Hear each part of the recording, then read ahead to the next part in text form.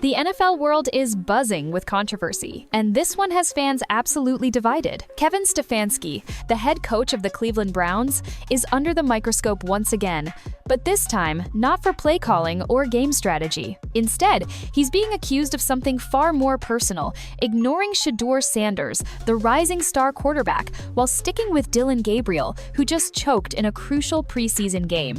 Now, let's get one thing clear from the start. This isn't just about football. This is about favoritism, opportunity, and the kind of decisions that can make or break careers. Fans are outraged. Analysts are stunned. And the debate has sparked across sports media like wildfire. Imagine this: a high-pressure preseason game where every snap counts. For rookies and young talent, this is the moment, the stage to prove they belong in the league. And for Shedeur Sanders, son of the legendary Dillon Sanders, it should have been the chance to silence doubters and showcase his skills. Instead, what happened? He was left sidelined. He barely got a look. Meanwhile, Dillon Gabriel took center stage, and when the moment came, he failed. Miserably. Gabriel's performance wasn't just a stumble, it was a full-on collapse. He threw reckless passes, missed open receivers, and looked completely overwhelmed when it mattered most. The crowd groaned. Commentators questioned. And yet, through all of it, Stfansky stood there, arms folded, refusing to give Shedeur his shot. Fans couldn't believe their eyes. Twitter exploded. Why bench the promising rookie when the guy on the field clearly wasn't delivering? And here's where it gets even more shocking. Reports suggest Stfansky didn't just ignore Sanders during the game, he brushed him off during practice reps earlier in the week as well. Multiple insiders have claimed that Shedeur's reps were cut short, while Gabriel continued to get the lion's share of opportunities. If true, this isn't just a bad coaching call. This is politics. This is favoritism. This is career sabotage.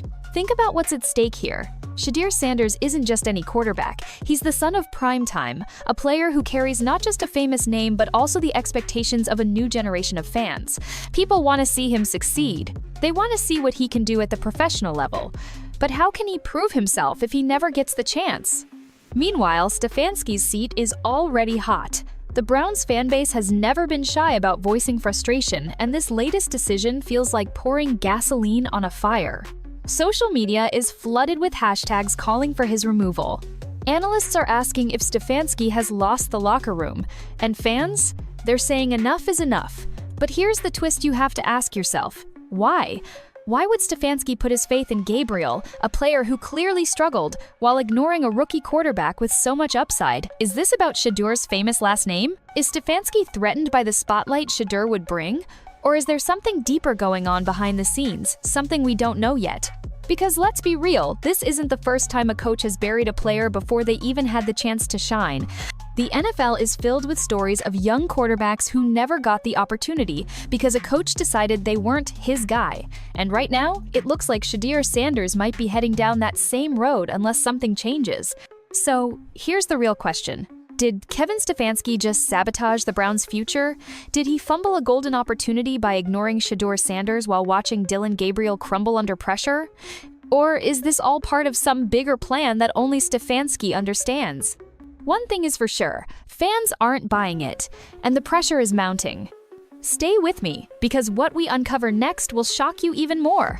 After the dust of the preseason clash settled, Dillon Gabriel didn't just make headlines for his performance on the field, he created shockwaves with what he said off it. In a post-game interview that quickly went viral, Gabriel's words became the centerpiece of debate, sparking anger among fans, analysts, and even some of his peers. When asked about his underwhelming showing, Gabriel initially appeared calm and collected, but instead of taking responsibility for the missed opportunities and crucial mistakes, he shifted the focus in a way that many found unsettling. He made comments about not being given enough time to adjust and implied that certain players, including Shedeur Sanders, were getting far more support and media attention than he was. While he didn't name Shedeur directly, the insinuation was loud and clear, and fans picked up on it immediately. The reaction was swift. Social media platforms exploded with hashtags like Gabriel Shade and Respect Shedeur trending within hours. Some fans accused Gabriel of being insecure and deflecting blame, while others argued that he was exposing an uncomfortable truth about favoritism in the league. Regardless of intent, his comments placed him in the eye of a storm that just wouldn't calm down. What made the interview even more controversial was the tone in which Gabriel delivered his remarks. He didn't appear humble or reflective. Instead, critics described his demeanor as defensive, almost dismissive. For a quarterback, someone expected to show leadership, accountability, and composure that rubbed people the wrong way. Quarterbacks aren't just judged on their throws and stats, they're measured on how they handle pressure, both in games and in front of cameras. Gabriel's response suggested cracks in his ability to shoulder that responsibility. To make matters worse, some insiders revealed that Gabriel's interview left a sour taste in the locker room as well. Teammates, who had stood by him through the game, reportedly felt blindsided by his public remarks. When a QB throws subtle jabs instead of uniting the team, the chemistry begins to unravel. That's the kind of division no coach wants simmering beneath the surface before a long season. In the end, what could have been a moment of humility and growth turned into a PR disaster. Instead of silencing critics, Gabriel gave them more ammunition. His words didn't just spark conversation, they ignited a controversy that continues to haunt his reputation. Cleveland, Ohio, a city with one of the most passionate and unforgiving fan bases in all of football. To understand the drama unfolding around Kevin Stfansky, Shedeur Sanders, and Dillon Gabriel, you have to understand what it means to play in Cleveland. This is not just another football town. This is a city where Sundays are sacred, where generations of families have lived and died by the fate of their Browns, and where patience for failure is thin, almost non-existent. Every snap, every play, every coaching decision is magnified under a microscope. The dog pound doesn't just cheer, they demand results.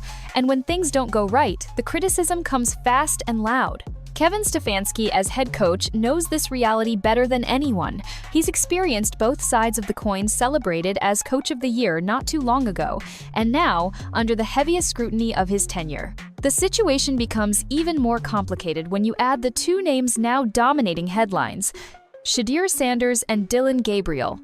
Cleveland fans were already skeptical about the quarterback depth chart.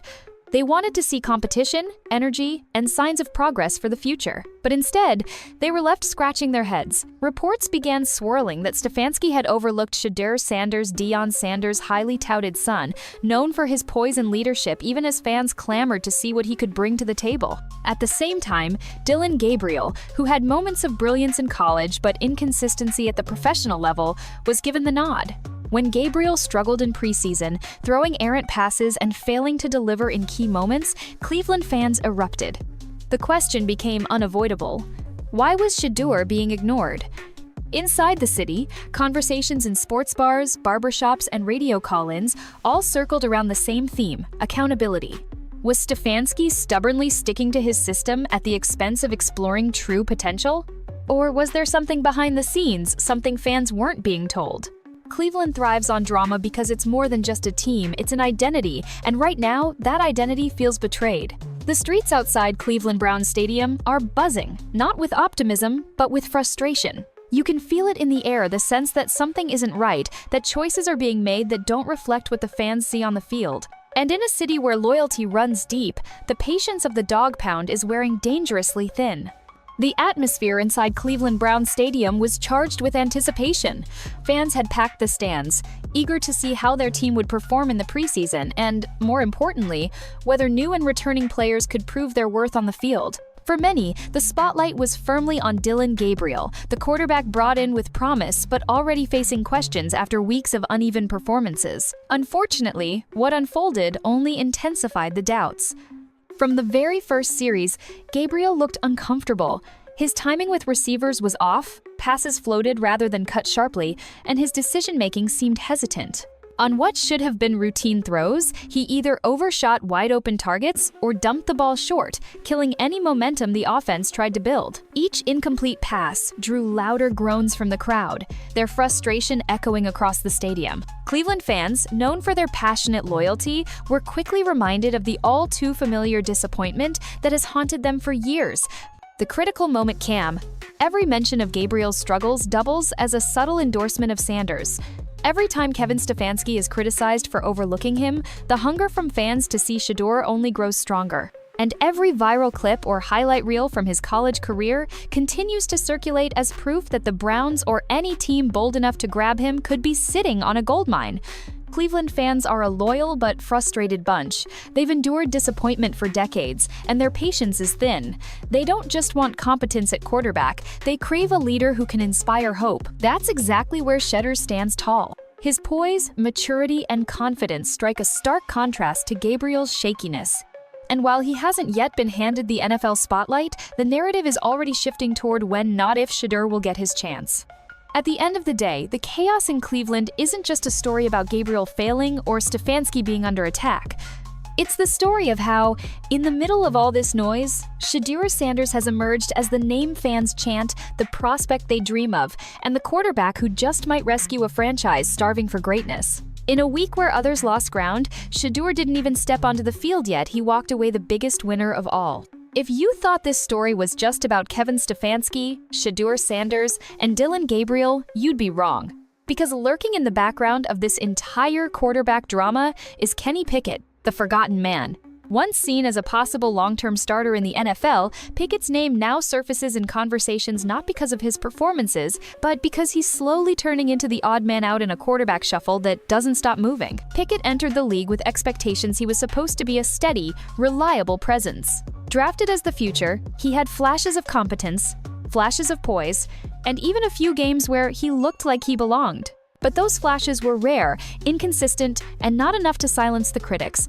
The truth is, the NFL isn't patient. And when your peers are producing highlight reels and setting stat sheets on fire, just being okay doesn't cut it.